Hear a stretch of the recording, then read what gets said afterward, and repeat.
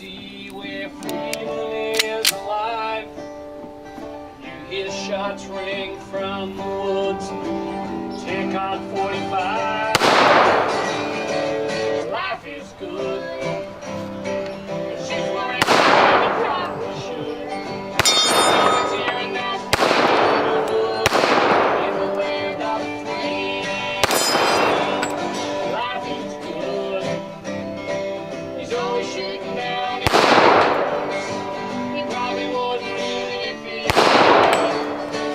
life is good. He wouldn't leave you even if he could. Life is good.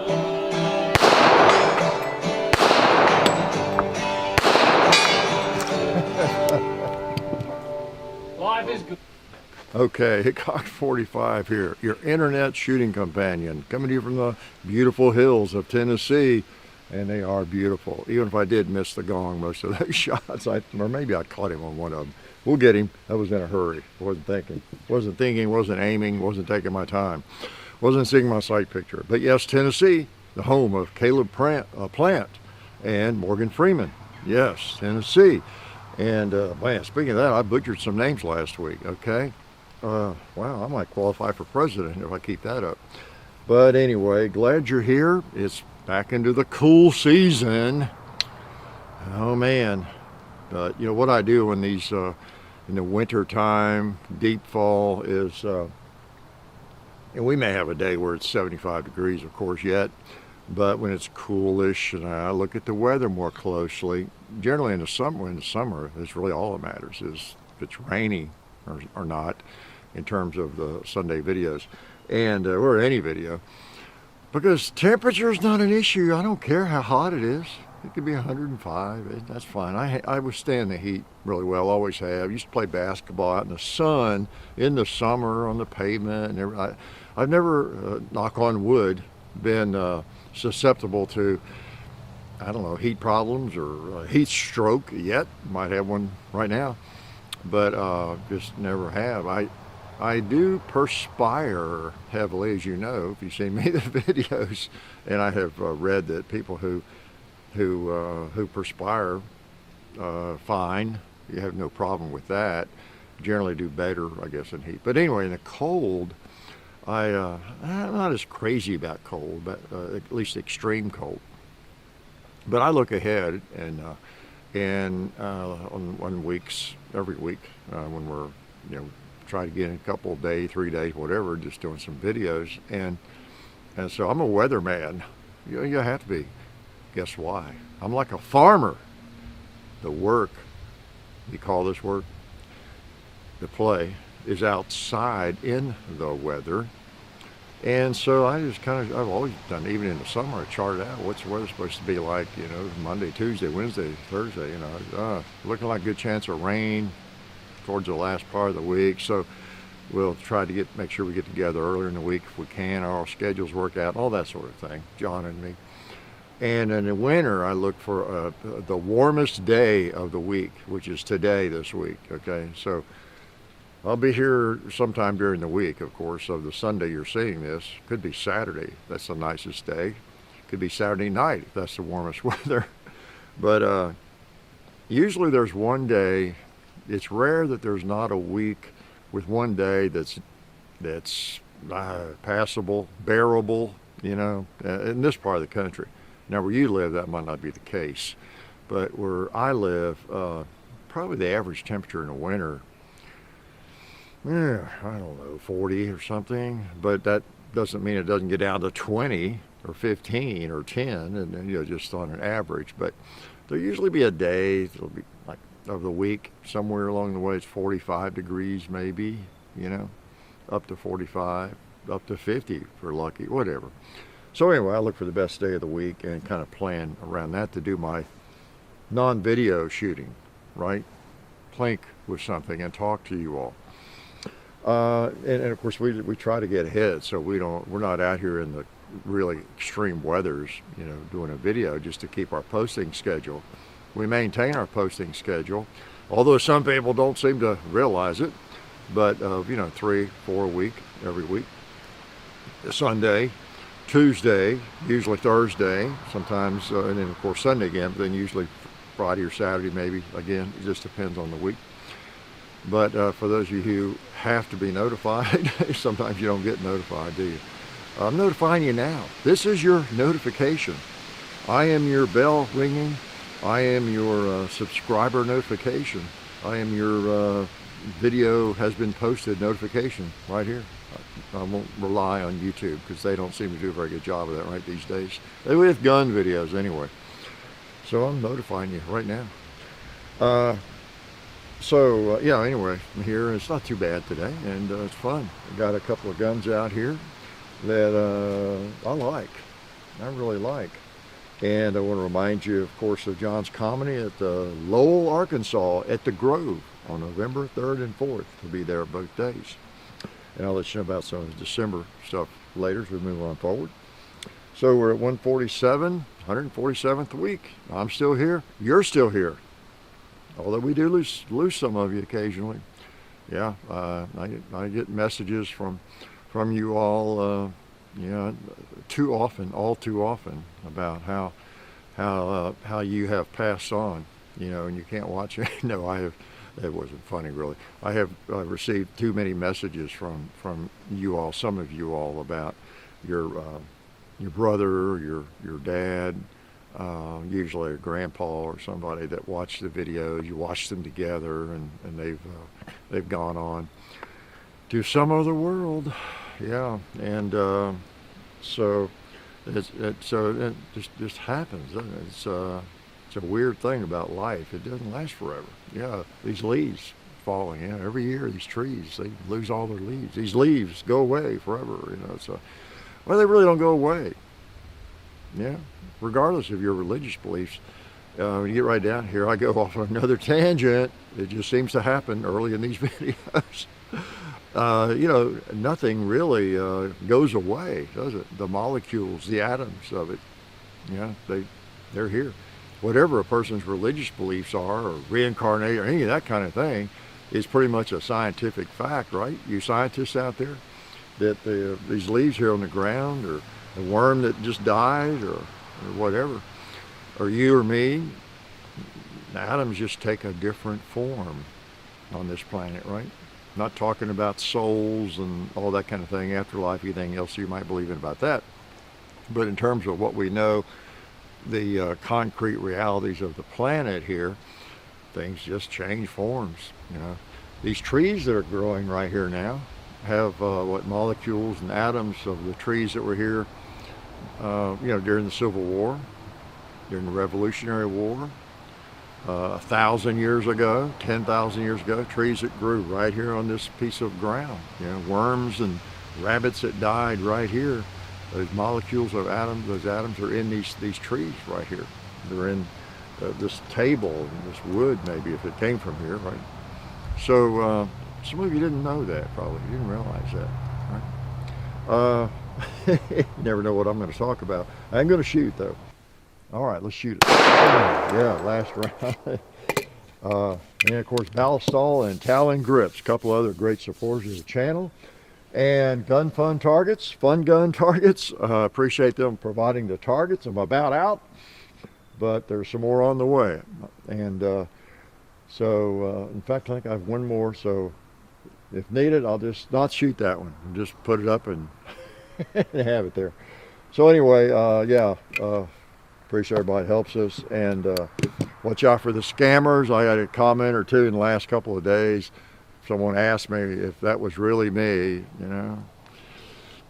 Come on now. Are you new to the internet? Are you new? Are you new to human nature? Yeah. Okay. So anyway, that's not me. Watch out for all the scams. It's not just the myriad of Hickok 45 handles and names I see in those crazy scammer created YouTube channels. You actually have to create a YouTube channel or username, to post on YouTube. And wow, somebody, or bots, or somebody puts a lot of work in on that, right? Does a bot put in work? I don't know. Time? I don't know. They put in work or time, effort. I guess not. That's why they're able to create so many of them. And but yeah, it's just pretty creative and bizarre. But 99.9% of you just see those and laugh and move on, of course. Help out your friends. If you ever see anybody leaving a comment asking, is this real? Did I win a gun? Did I win a car? Did I win a trip to Hawaii? Hickok says I did. All I have to do is text this number or go to Telegram or some stupid place and he's going to send me an airline ticket, whatever it is. And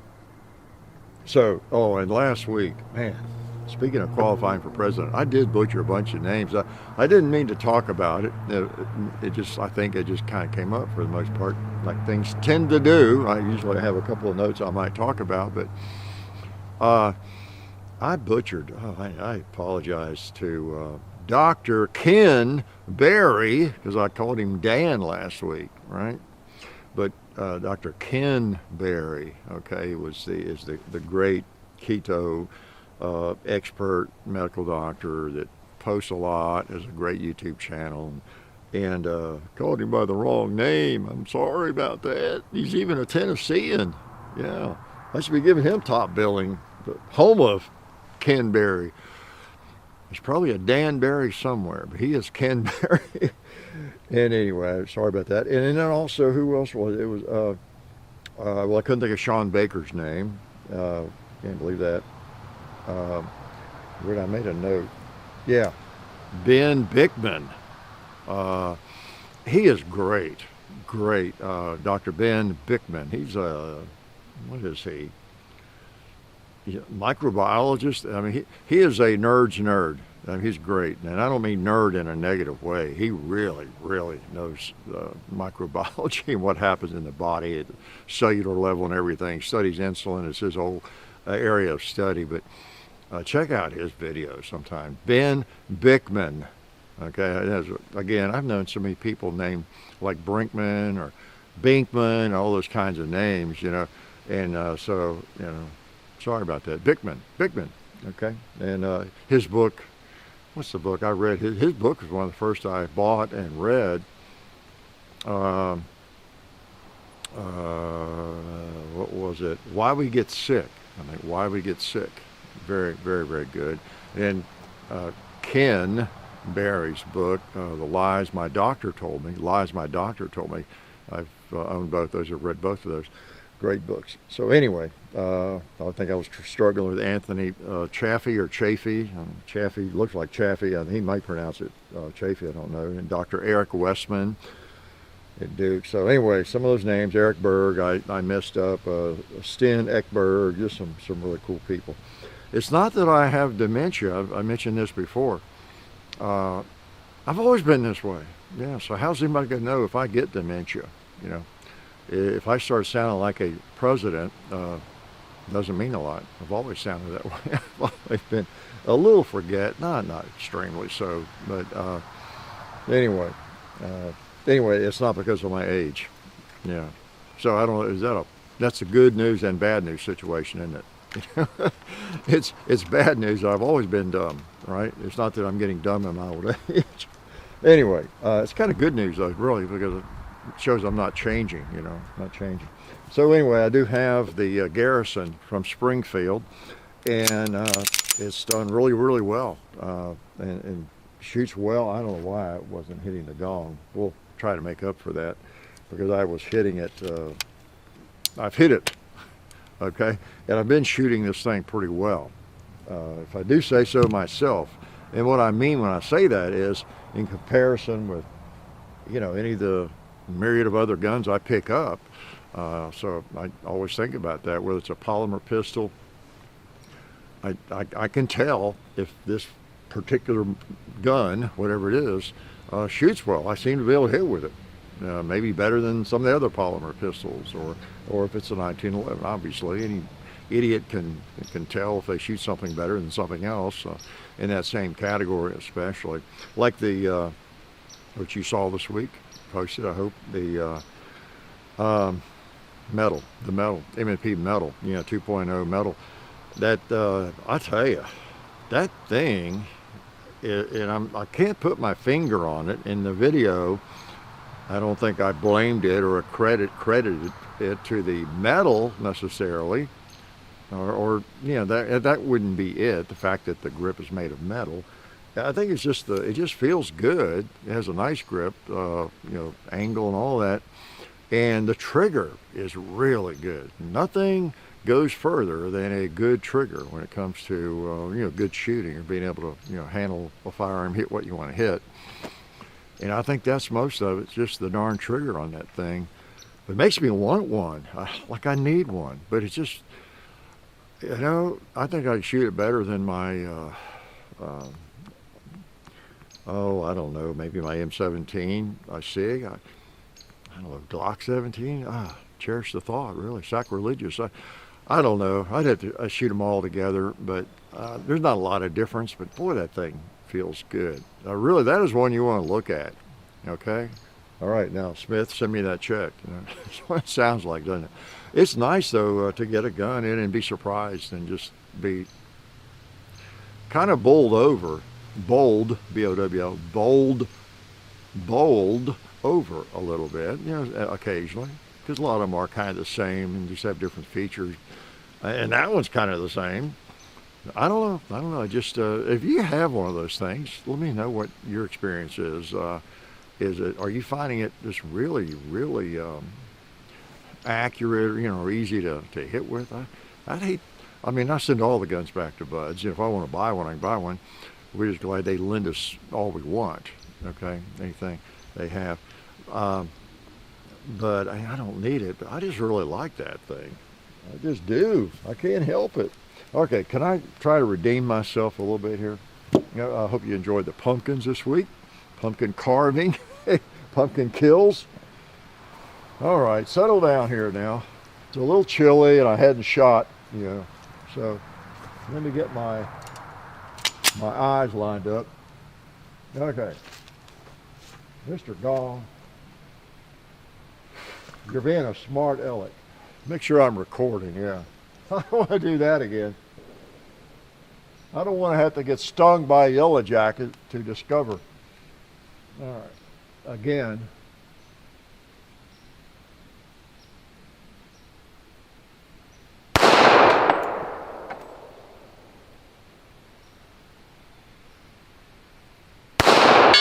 There we go.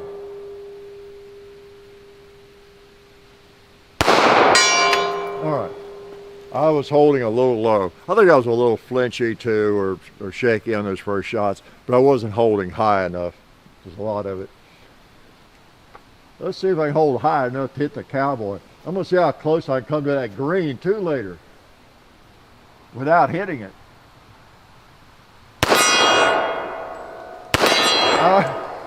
Sorry about that, Mr. Green 2-liter. That's what he gets for standing in the way, right? Yeah, I hope you enjoyed the pumpkin, this year's pumpkin activities. We always enjoy that. Let John talk me into using the Uzi this year. I knew it wouldn't turn out too pretty, but you know, it was a challenge, so I accepted the challenge. And yeah, an Uzi, a mini Uzi, a full size, well, especially mini Uzi, they cycle so fast. To try to control one of those things. Now, it's one thing to control it and keep it kind of in a small group or something, but to actually try to move across a little bit and create a mouth, wow, that was tough. I did practice on paper and try, you know, and I just didn't really think I'd be able to do it, and it did turn out pretty sloppy. I tell you, it would have been better. I realized on shooting those semi-auto shots for the eyes and the nose, because I was shooting the paper to see if this was even going to be doable, you know.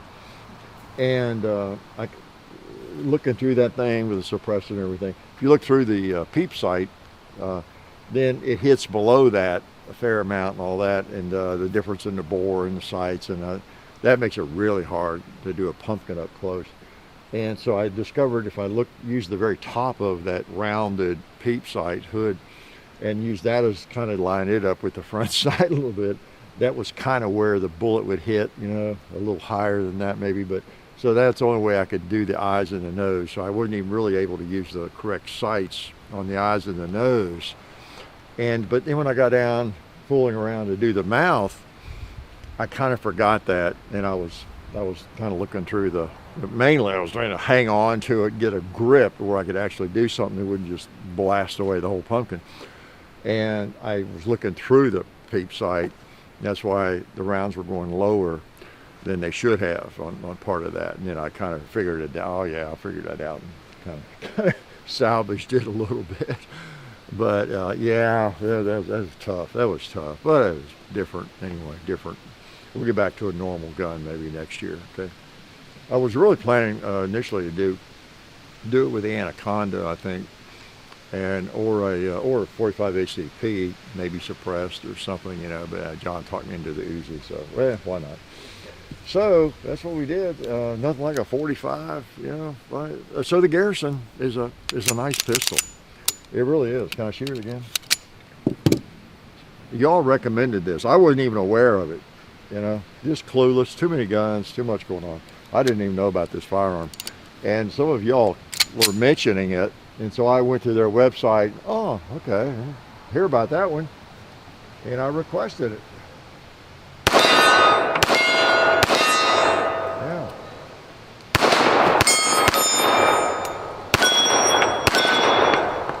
Yeah. And it's a nice shooter. It really is. We've not had a malfunction.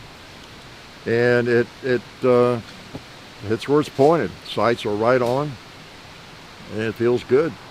Now the negative, it has really thin grips. If you have large hands at all, I don't think you'll like them. The thing that surprises me is most guns that have small grips, I tend to pull left. But I don't seem to have that problem. Maybe it's just 1911s. Maybe with a 1911, the grips are kind of the same size. You know, the grips don't make that much of a difference. So maybe it's just mostly a feel. I don't like them as well. I don't know.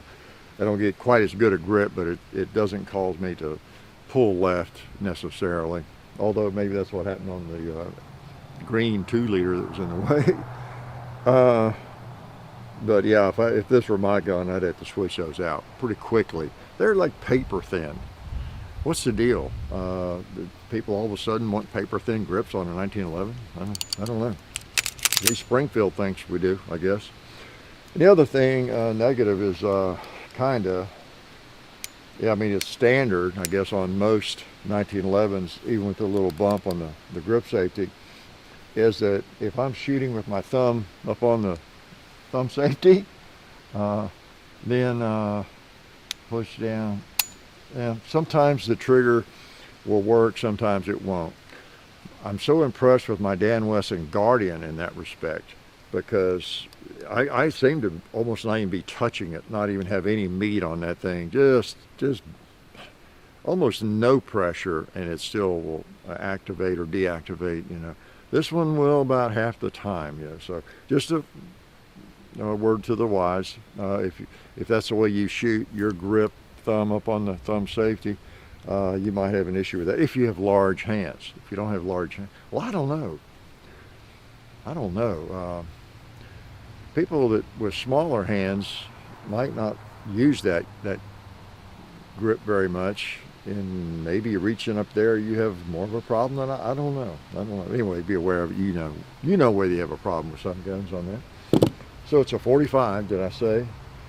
Big round bullet. Yeah, pretty nice, huh? Fun to sling, like I mentioned last week. I had a 40. What did I shoot last week? I had a 1911 out recently, I know that. I got something else out I hadn't fired in a good while, and that is my 870, Remington 870. Yep. And I thought, I need to shoot that. It has taken on more of a home defense role, kind of, that it didn't have before, maybe, for a while. I don't know. I go back and forth between that and my Mossbergs, you know, for a shotgun.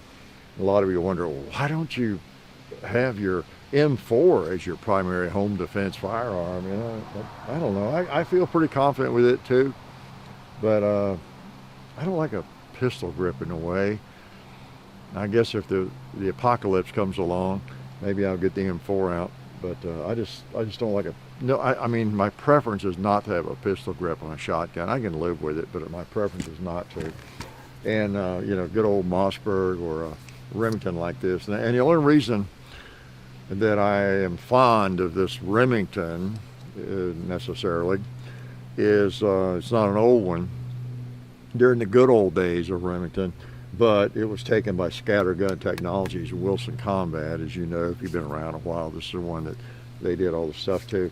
So it's, you know, should be good to go, right? It has been good to go, all right, even though it's more expensive than most people want to pay for a Remington 870. But, yeah, I bid on that years ago. I just like it. The sights, Scattergun Tech sights are my favorite ghost ring sights of all time. I've had Scattergun Tech shotguns since when? The 80s?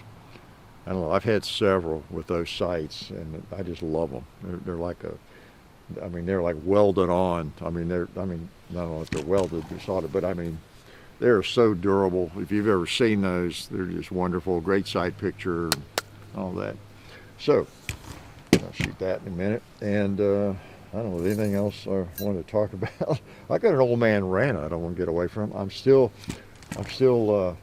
I got an email from Vanderbilt about something, you know, standard email that went out to most people that have doctors who work through there and that kind of thing. And I just answered them. I said, look, until you get rid of your face diaper mandates around there, the only time I'll see is probably the emergency room, so quit bothering me with emails. You know, so that's my old man rant.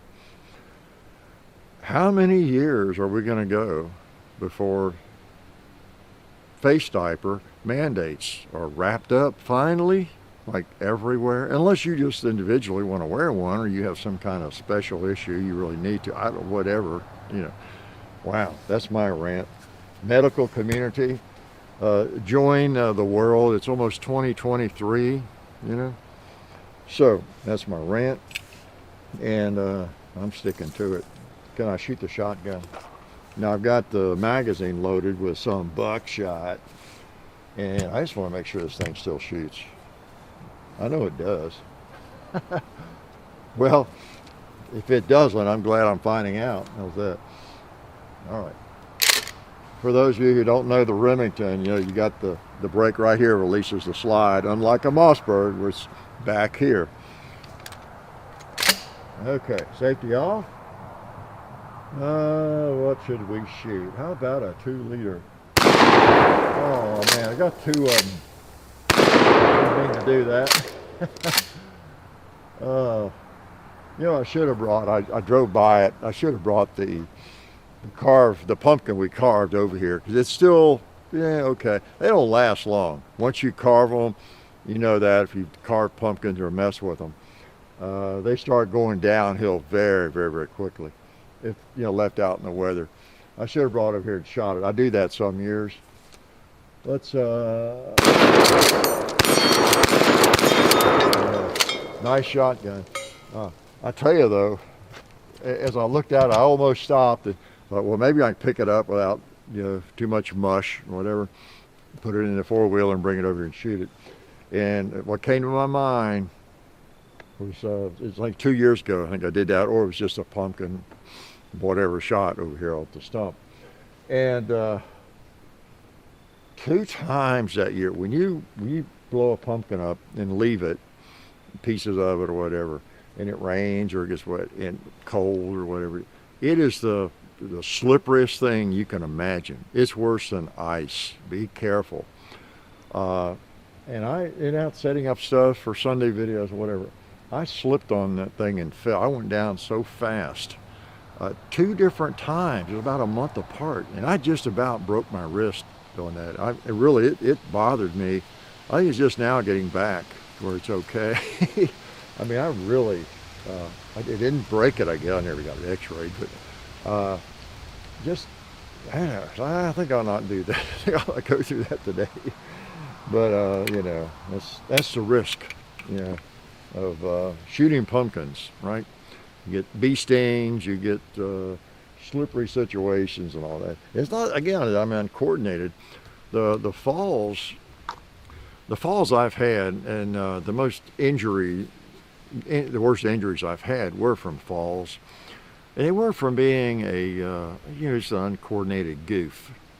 Kind of the opposite. Here I am defending myself and patting myself on the back and rationalizing why I might have fallen, because I broke my arm pretty bad several years ago. I don't know, that's before videos, yeah. And then I broke my wrist. Y'all remember that, many of you, right? And every time I've done that, it's not because, oh no, I can't stand up, or I tripped over a leaf or anything. It's because I'm too active or too frisky moving around sometimes. When I hurt my arm the worst that time, a friend of mine was come out and shoot, and I was bopping out from the barn to the house, and went by. Oh, I didn't turn the coffee on, so I was bopping back into the house, and I just can't walk. Like, okay, let me go back in the house and turn the coffee. I mean, I'm moving, and hopping around too much, and I put my foot on a landscaping timber that had iced over just a little bit the night before, really slick. Another warning. Wood, I don't think it was actually ice, but if wood, like a landscaping timber, gets wet, I mean, it can be so slippery, just like ice. I put my foot on, I had tennis shoes on the side of that thing, and I went down. I was on the ground before I knew anything, because I just sort of hit it, and went off of it, like jumping on ice or something, and fell onto my arm and broke it. So, speaking of Vanderbilt, I was at Vanderbilt in about an hour. But and then in my arm, I was bopping up the basement steps. Same thing, not just walking up the steps. I'm in flip-flops, and I'm bounding up the stairs, and hanging my foot on something, So I do that kind of stuff. It's just like out here picking up or cleaning up and moving around. I'm moving around. If I would act my age, or act like I was even 30, 40, and just take it easy, wow, I wouldn't have that stuff happen to me. So anyway, that's my rationalization. I still think I'm playing basketball in college or something, and popping around and all that. So anyway, I don't know how I got off on all that. Who knows? Can I shoot the shotgun again? So yeah, if you're not familiar with this, we've got a video on this. I don't know what's that video called. It's probably, it's hard to know what to call a firearm like this. And you run across this, don't you? If you do videos about guns or anything, or when you have a firearm that's been customized by somebody, or there's a lot of aftermarket parts on it, it ceases to be a stock gun and model or whatever it was, whatever it started out to be. Sometimes it's hard to know, but it is a Remington 870. That's what it started out as, and then Wilson Combat, who bought Scattergun Technologies, as I understand, or they're under the same roof, right? Scattergun Tech, who used to be in Nashville. I was in their shop back in the 80s, I guess, and they were there on 21st Avenue, that is, I guess, runs out Franklin Road. Yeah, I remember where they were. And but anyway, I was always impressed with their shotguns, and I think they were bought by Wilson Combat, so it's kind of a Wilson Combat shotgun. It's kind of a Scattergun Technologies shotgun, like it says. It's kind of a Remington 870, like it says. Okay, so I don't know what it is. It's a good pump shotgun, and again, paid too much for it. It's basically their Border Patrol model, that they make their basic pump, shotgun, and they do a lot of things to it, different finish and work on it to make ensure reliability and everything. Magazine 2 button and all that, high vis, and a large safety button. Of course, the sights are the big thing with the tritium front sight, all that sort of thing. So they go over it, fine-tooth comb, and they do their modifications, smooth it out. So it's not like taking a chance and buying a Remington, stock Remington shotgun that was made in the last 10 years, that sort of thing. Okay, so that's what it is. And I like it. It's one of my favorite. I am conflicted. Brain deduction. I have all kinds of brilliant or brain conflicts, you can imagine. But I really am. And which shotgun I like better? Because I really like the Mossberg. I like where the safety is on a Mossberg. And I don't know. I like a Mossberg, but I like this too. So it's a tough choice. And where this one has better sights on it, anytime it's not my primary defensive shotgun, staged as such, I have to have a little doubt in my brain, like, okay, why is it not? You know, why am I trusting my Mossberg, which I trust for reliability? Why am I using my Mossberg that has like no sight on the rear and just a little bitty bead on the front, instead of this with the great ghost ring sights, that tritium sight and everything? But I end up with the Mossberg most of the time. I just like that gun. I think I shoot it better, maybe. I don't know, faster, better? Who knows? So what I do, I just put birdshot in here again, don't I? Okay. Should I take a chance on blasting the Sunday target? Let's do that. All right, didn't knock it over. Oh, I can't shoot a bowling pin too well. I don't have anything to shoot. Why not put birdshot in here?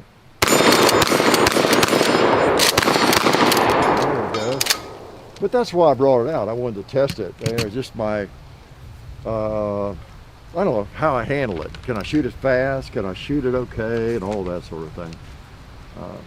Yeah, I meant to put some slugs in here. Get even with Mr. Gong.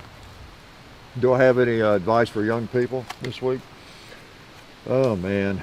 Yeah, I'll give you the same advice I'd give you often, is watch for media, beware of media, the psychology of media. Remember, they're paying big bucks generally to make commercials, and paying big bucks for the best psychologists and who know the research and what affects people, what doesn't, how it affects people, what's most likely to influence people. Just like I'm using on you right now, really subversive psychology. So be aware of that. Advertising, the news media, just everything trying to affect us politically, you name it.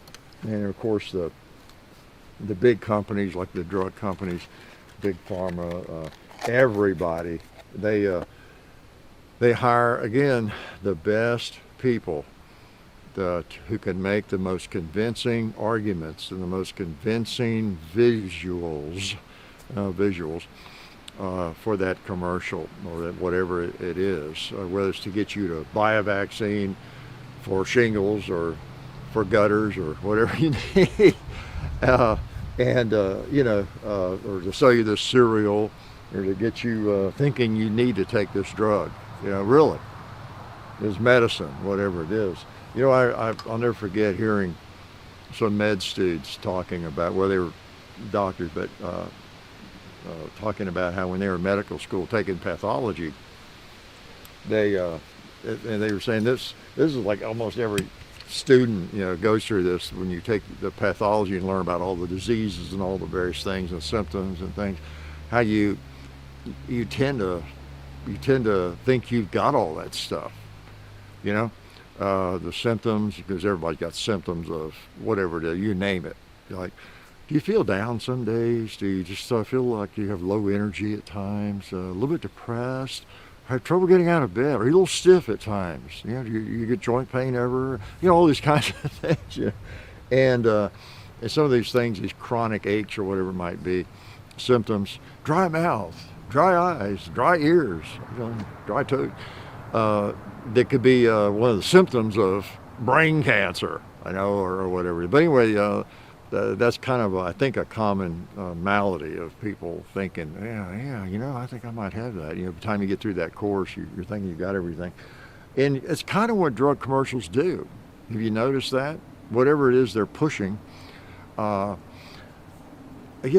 show these people, normal people, they try to, picture normal people listening to cool music You know, they're usually overweight and bouncing around the park or whatever, wearing some cool hipster hat maybe, you know, playing a saxophone or whatever it might be. They're trying to be like you, well, rarely like me or you probably. You know, they're not at the shooting range, right? But so anyway, they're trying to, you know, it's every man. This is anybody, all you folks, you know, have people of all races and gender and ages, and they just seem to feel good going through their normal life because they're taking this drug or whatever it is, you know. You too probably need this, you know.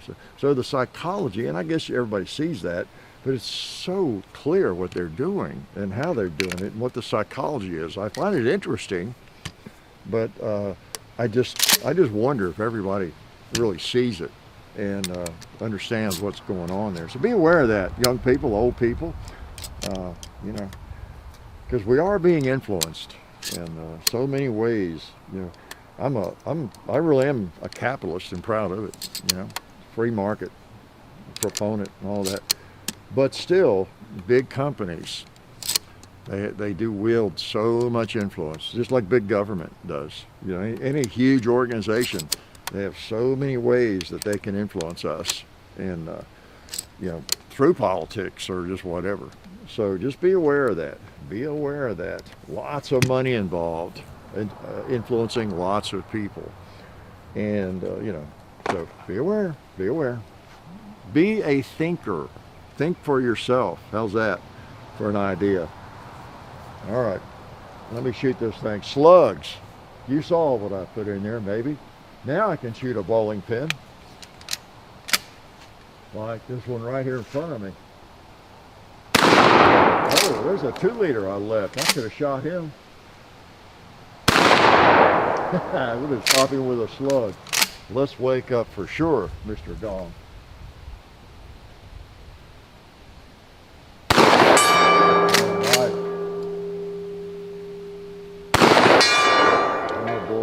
Yeah, I just want to remind myself of these sights.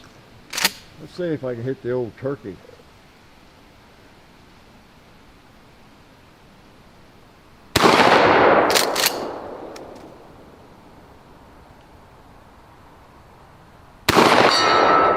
All right. I held right on the bottom of his body, I think. I'm going to try the red plate on the left.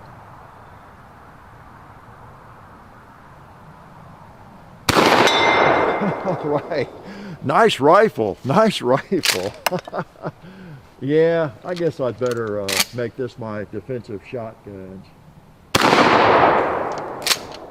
I mean, I'm generally going to have double-aught buck or number 4 buck in it. But it's nice to know you could slip a slug in there and turn it immediately into a large caliber rifle, right? Yeah. So, well, not that my Mossberg wouldn't do the same thing, but the sights are maybe a little quicker to pick up. I don't know. What do you think? It's a tough choice. A lot of people have, want to say had to, but a lot of people have made that choice right in the last, 30 years, 40 years. How long has Mossberg been popular now? Remington 870 has been around for a long time. The Mossberg 500, not quite as long, have they? But a lot of people make that choice. And a lot of times, unlike me, it does, I mean, I'm not so much that way. I mean, I consider it a quality trait, not a negative. But I can get hooked into something, you know, and if I like it and stick with it, but I try not to make a religion out of it. Like, there's some of you thinking right now, I know, and in a world full of firearms people, if you bring up which is better, you know, you post that on a forum, which is better, Remington 870 or a Mossberg 500, you know. You're gonna find a lot of religious fanatics, right? They're gonna come out of the woodwork on either side of that. And you know, I don't know, where I stand is they're both great guns. Remington has gone through a period where we don't trust them as much, right? But they're still pretty simple, and you know, if you bought a Remington, even during their worst period of time, I mean, if it works, it's probably going to work. You know, the design didn't change, I guess. Now the parts and maybe some of the quality control was not there, but it's probably going to be okay. I guess you're going to uncover, I guess, a problem pretty quickly if there is one. But yeah, these both are just really good pump shotguns, and there's a lot of them out there now. A lot of pump shotguns. You've seen the video that we did with the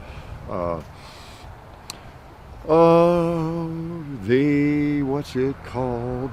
The Hatson Slugger. And that's right, we posted that this week. The Hatson Slugger, you know, the Escort, and it works for the most part. Now it's one pump shotgun I would not trust, I think, for a home defense gun. I mean, I would if I had to, but I didn't get a warm and fuzzy feeling about if I shot 8 shells, if I'd be able to, you know, do like I can with this or a Mossberg, and every single one of them is going to cycle. You know, even if I'm cycling it fast and all that. But it is okay. It's okay. You don't get too fast maybe with it or anything like that. I don't know. So I guess, yeah, that's right. We posted that this week. I get confused. The way I get confused, if you can think about, if you post videos and do kind of what we do, you understand. I will, you got all these different steps with videos. We try to keep quite a few of them in the bank, of course, especially before the winter coming. But so you got all these different steps. You record and do a video. You research and get ready, and you do a video, and then you upload it to the computer hard drive. That's one step, isn't it? And then you render it. Go through that process, right? So you're taking that video and doing something with it several different times. And then you upload it to YouTube, which doesn't mean you're necessarily making it live. You're just getting it up there. And I understand sometimes folks have uploaded something a couple of times, you know. If it didn't get monetized, you never know. You know, sometimes second or third time's a charm, you know. Enough said. But you, so you're messing with that video, and you almost forget sometimes. Oh yeah, that was live now, isn't it? You know. Oh no, it's not live. Yeah, that's right. It's not live yet. Yeah, it is. You know, live for me.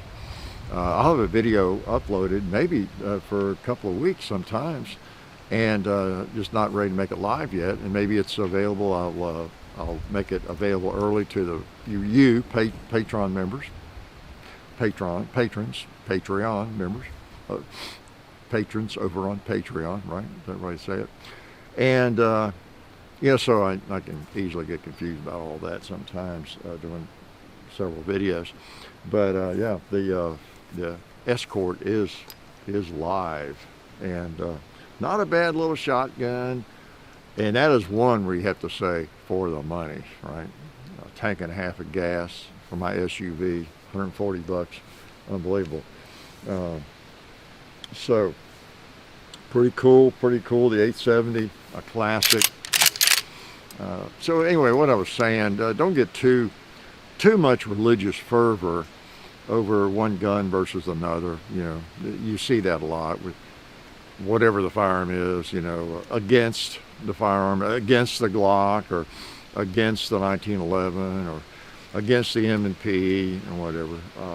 So many of the firearms out there. You go to your local gun shop today, and probably, I mean, they may have some old used, really used antique junker on the shelf, but beyond that, probably every firearm in there, if you loaded up 100 rounds, that all function and it all fire, probably. You know, now, whatever the gun is, however it feels, however scratched up it is, you know, they're generally going to work. I mean, they're a firearm. They have to work. A lot of cars on the car lots out here. Some of them you might hate, some of you might really like, but all of them probably will drive off the lot. They probably do what they're designed to do, drive down the road, at least for a while, before they break down, right? But we get pretty opinionated about firearms, and that's fine. I'm opinionated. I really am. It's just, again, sometimes I try not to fall into that religious fervor camp, like on the Mossberg versus the 870.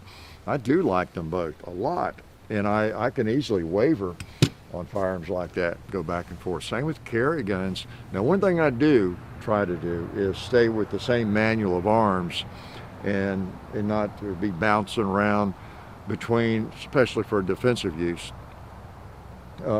Firearms are totally different for some reason, totally different action and all that.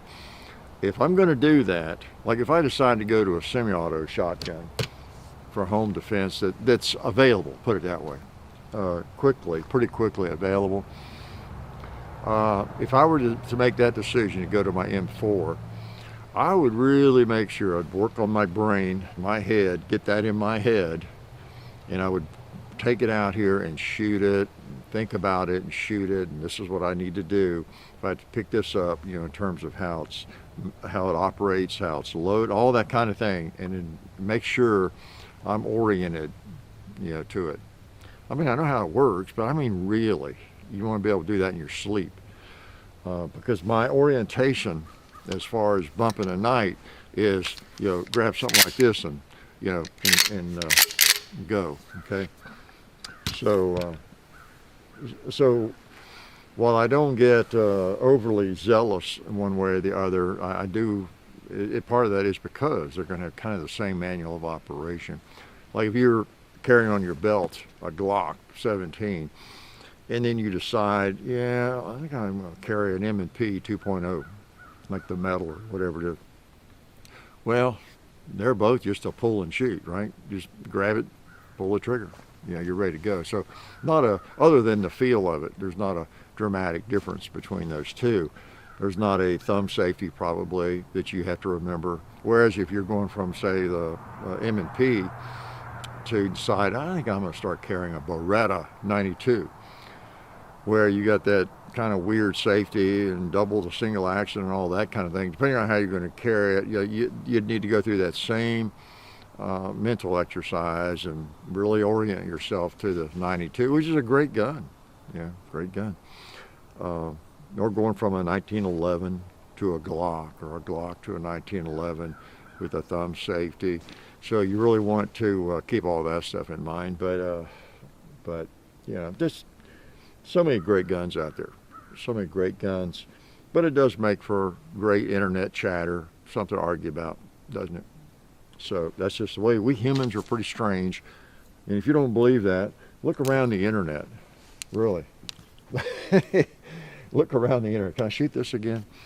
All right. Okay. Good old Springfield Garrison, it's called. And it's, 3-dot sights. For you don't know, you can look it up. But you'll see in the video. It's just kind of a basic Springfield model. Sells for somewhere around $800, and it's got the standard GI recoil spring system, guide rod, skeletonized hammer trigger, and it has a nice trigger. It is. I'm pretty impressed with it as just a basic 1911. It's not as cheap as some of the Turkish guns or the guns from the Philippines, but $800 is not bad for a quality 1911. Seems like a pretty quality gun. Forged receiver, forged frame. I'm sure it has lots of MIM parts, but it's got those two key parts forged.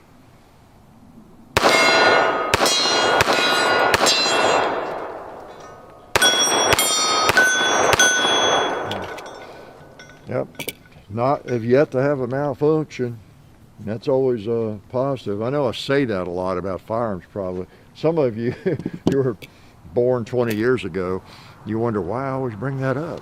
Hadn't malfunctioned yet. Well, you act like that's a big deal, Hickok. My M&Ps or whatever never malfunctioned. So why it's like the sun's still shining, or the ground's still dirty. You act like you're pointing out the obvious, well, if you shoot semi-autos a lot, you're going to have some malfunctions occasionally, probably. something's going to happen, even if it's unexplainable. And back in the day, it was even more frequent, especially in 1911. So I'm just impressed when firearms don't malfunction, semi-automatic firearms. Sorry, I'm still impressed. I went through that period where they might work, might not. Plus, even in recent years, you might get one where the extractor is not fully tuned to the gun. John got a Series 80 Colt. And I guess it's been 15 years ago, maybe, I don't know. But it's just like this stainless, looked a lot like it. And that thing malfunctioned.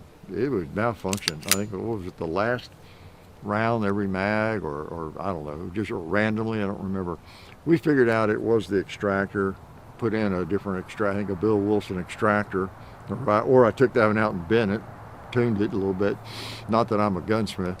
And it's worked fine. It worked fine after that, you know. So, you know, there's just a 1911, if it's tuned properly, can be really reliable. It really can, as much as anything else. But there's just some things that have to be tweaked correctly. That's for sure. And then, and if it is, you have a very nice shooting pistol, because the trigger on a good 1911 is hard to match on most of the polymer pistols. Although we're getting there, I tell you. Like I say, that metal M&P, you know, and many other polymer pistols these days, they just have very nice triggers. The triggers you never saw really on a polymer pistol back in the 80s much, or 90s, unless you switched it out or something. So I guess I ought to let you go. Taking up all your time. You know what bothers me though? Lots of things, right? I'm going to load this up again. That 2-liter down there is, no, he's not dead yet. He still seems to have some life in him. So I'm going to walk over there and take care of him. Is that all right? Y'all don't mind, do you? Okay. I guess y'all can see him.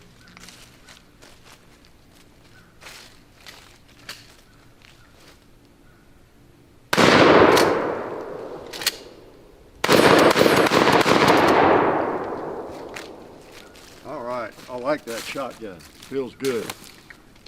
Feels good. Pump is hard to beat. It's just so handy, you know. That pistol grip just gets in the way, like I said. And good old shotgun. If you didn't have anything else, you could do worse. Just a shot. Now, it's a little tough to carry concealed if you're looking for something to carry, you know, for your carry permit. But other than that, oh boy, pump shotgun is very, very, very basic. They tend to work as long as you don't short shuck it. And yeah, I've always liked them. I always have. Probably always will, don't you think? So I'll let you guys go. I really appreciate you coming out. I feel like there was something else I needed to warn you about, but yeah, who knows? Yeah. So anyway, cool weather coming on, and I'll probably still be out here. If not, I'll hole up in my reloading room or somewhere and talk to you a little while. And you know, it's nice to be able to touch base every week with you and let you know I'm still cranking, and we're still cranking videos, and I hope you catch them. Okay, and like I said, I hope you enjoyed the pumpkin killing. That was kind of fun. The oh man, you know, the flintlock I got out. Speaking of muzzle loaders, you know, muzzle loaders, black powder. If you shoot it once or you shoot it 100 times, you have the same rather difficult cleaning. Not difficult, but time consuming. It's a labor of love, but you gotta go through the same process. You've heard me talk about that. That's why I typically, if I'm going to do something with black powder or muzzleloader, I'll come out really early and enjoy shooting it for an hour or two. And then we'll do a video and just get, that's the day, you know, I'm going to shoot my 1861 Civil War rifle or whatever it is, or a Hawken that I haven't shot for a while. Just enjoy it and do a video, because I got the same cleaning process, you know, anyway. And but on that flintlock, it was clean. And I think we had decided, well, maybe we don't need to do the flint to kill a pumpkin. And then we got into it. Yeah, we ought to shoot with the flintlock, shouldn't we? And it was later in the evening. It wasn't like I could shoot the thing and have a lot of fun with it. And so I really came in the house and got it, loaded it, and took one shot with it on that pumpkin, and then had to go through the cleaning process for one shot. But guess what? You all are worth it, because I know you wanted to see a pumpkin killed with a flintlock 54 caliber, right? Kentucky rifle, long rifle, Pennsylvania long rifle, American long rifle. So that was cool. But yeah, we wore out the pumpkins. Put the Uzi on one, didn't we? And what else? Oh yeah, the Anaconda with the 44 Magnum.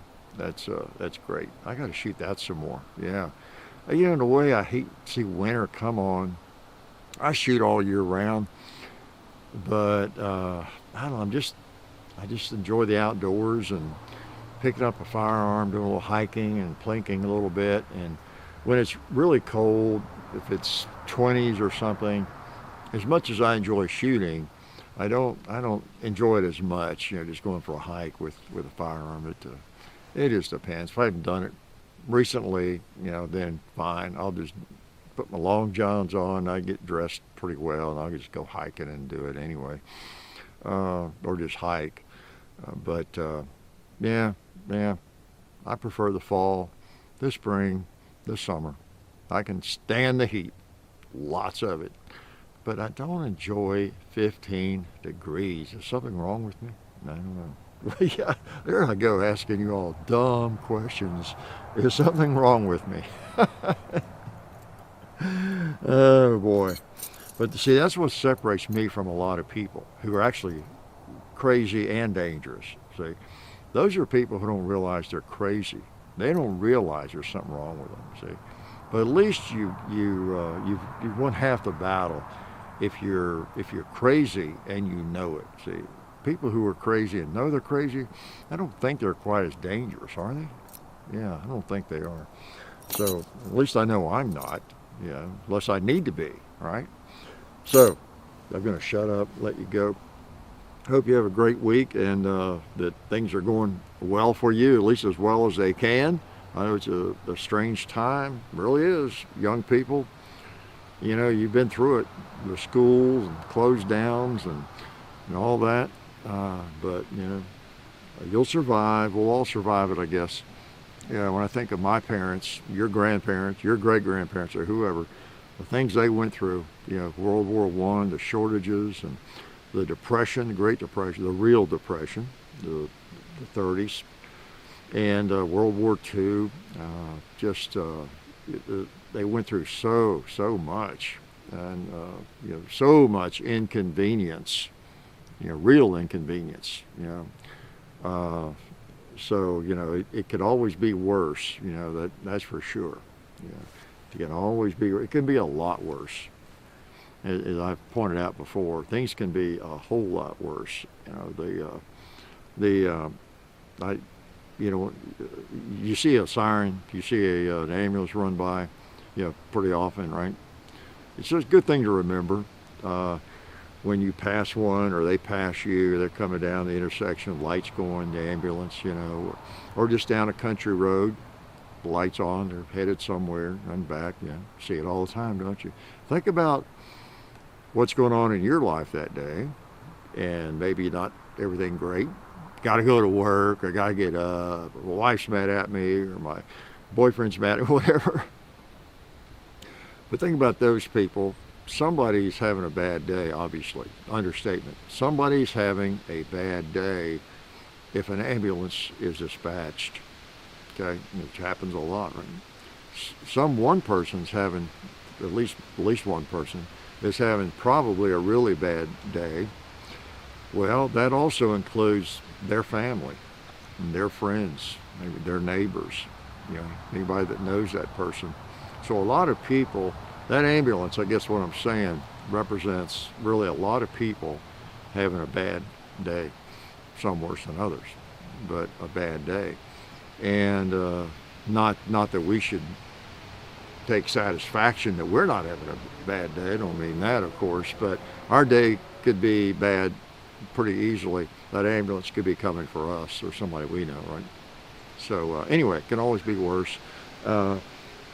But not to end on a negative note, but you got to remember, what life is really about.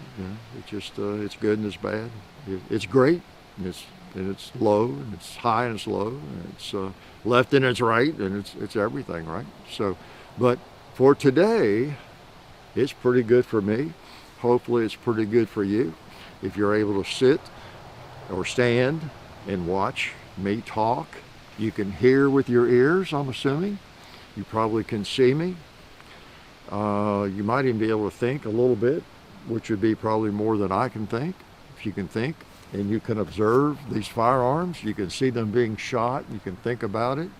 Consider maybe something useful, that maybe I said something useful about one of these firearms. You're considering one maybe, I don't know. Or it reminds you of your Remington 870 or your 1911 and how you're going to go shoot it tomorrow. You're going to get to the range and all that kind of thing. Yeah. So we're able to walk around and stand and have dinner tonight or breakfast this morning, coffee or whatever, most of us. So, it could be worse. So cheer up, okay? Maybe did I end on a happy note or a sad note? I don't know. I'm just kind of a realist, So I will let you go, and I really do appreciate y'all coming out and checking out all the videos and and helping people, commenting and helping people that are still, so you see. Oh, okay, it's telling me to charge your battery pack. Okay, I thought it shut off. So I better end for real, okay? So, but yeah, help people in the comments, and if they seem like a new shooter, they have questions. It's not because they're maybe always being a smart aleck or something. They just don't know. They're new to firearms. So help them out when you can, and I appreciate that, because that's kind of why we do this for the most part, why we started it too, is to hopefully help some people and then have fun while we do it. So take care. I'll see you later. Life is good.